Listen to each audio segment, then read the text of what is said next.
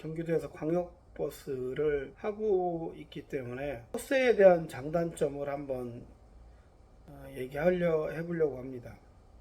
주관적인 거기 때문에 제가 생각하는 그런 장단점이기 때문에 이거 일반화할 필요는 없고요.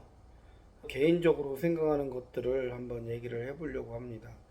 저는 직장 생활을 한 23년을 했고, 거기서 퇴사하고 나서 버스를 시작을 했습니다. 2017년부터 시작을 했고요. 어느 정도는 이제 장단점을 얘기할 수 있는 그런 정도의 시간이 흘렀다고 생각되기 때문에 한번 이야기를 해보려고 합니다. 우선 장점을 먼저 얘기를 연령대마다 차이는 있겠지만 한 곳의 장점은 사실 남녀노소의 급여 차이가 없습니다. 물론 이제 경력에 따라서 조금 연수에 따라서 조금 차이는 있지만 일을 잘하냐 못하냐는 다른 문제고, 실질적으로 객관적인 급여 차이는 없습니다. 어리다고 좀 돈을 덜 주고 나이가 많다고 더 주고 그런 게 없습니다. 그냥 똑같습니다. 뭐 크게 차이는 안 나요. 일반적으로는 남녀노소의 그 차이가 없습니다. 그게 참 장점인 것 같아요.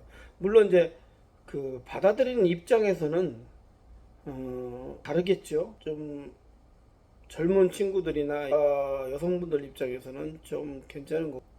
좀 한 집안을 책임지는 때 중반이나 이런 사람들이 볼 때는 조금 부족한 면이 있고, 객관적으로 이렇게 평균을 내서 보면 다른 직종에 비해서 차이가 없기 때문에 그냥 평등하게 일할 수 있어요. 직장생활하면 나보다 실력도 없는 것 같은데 봉급을 더 받는다.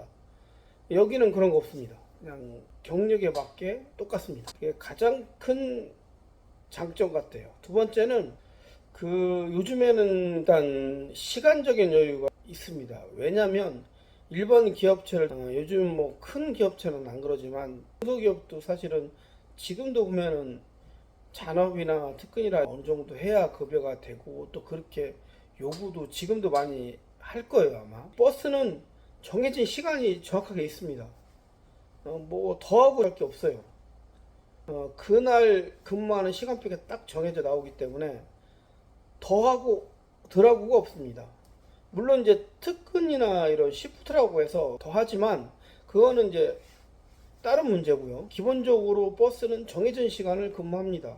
기본적인 룰은 저희 준공영제 개념으로 하면은 5일 일하고 이틀을 쉽니다. 물론 오후반에서 오전반 넘어갈 때는 이틀이 채 안 되는 경우가 많고요. 오전반에서 오후반 넘어갈 때는 뭐 거의 3일 되는 경우가 많습니다. 정해진 룰은 그래요. 물론 이제 시프트 특근 더하고 어쨌든 딱 틀에 박혀 있습니다. 그런 식으로 나머지 시간을 자기가 개인적으로 쓸 수가 있어요.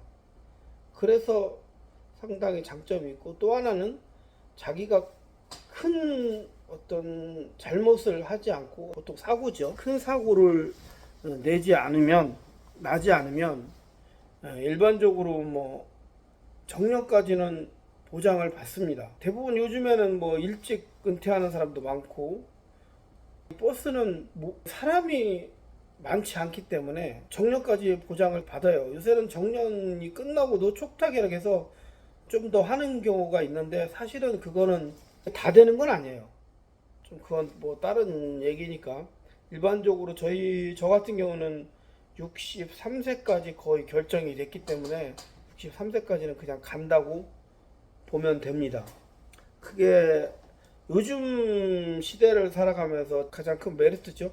그대로 63세까지는 정년까지는 보장이 된다. 아까도 얘기했지만 특별한 일이 없을 경우에 그게 가장 큰 장점이기도 합니다. 그만큼 안정되죠. 뭐 나이 먹어서 나이를 들어서 좀 부족한 부분이나 이런 것을 크게 걱정 안 해도 어느 정도는 간다.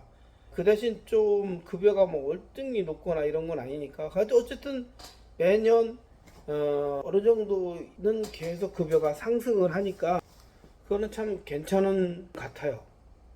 여러 가지 장점도 많죠. 뭐 저 개인적으로는 제가 못했던 것들을 버스를 하면서 새롭게 많이 공부하고 하는 편이라 다음에 다시 이야기해 보겠습니다.